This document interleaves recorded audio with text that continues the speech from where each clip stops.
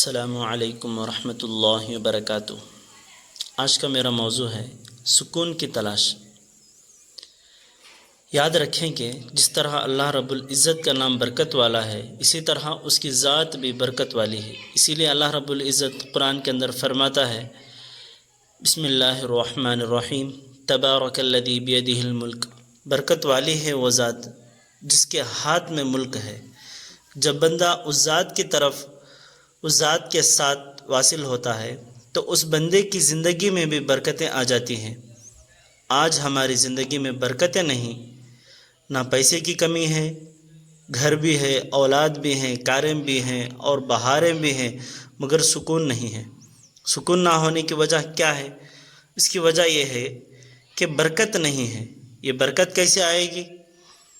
جب ہم اپنی زندگی میں اللہ رب العزت کے نام کا کثرت سے ذکر کریں گے اور اپنے دلوں میں اللہ تعالیٰ کی محبت پیدا کریں گے اور اس کے ساتھ ساتھ اپنی زندگی کو شریعت کے مطابق بنا لیں گے، تو پھر ہماری زندگیوں میں اللہ رب العزت کے نام کی برکت آ جائے گی۔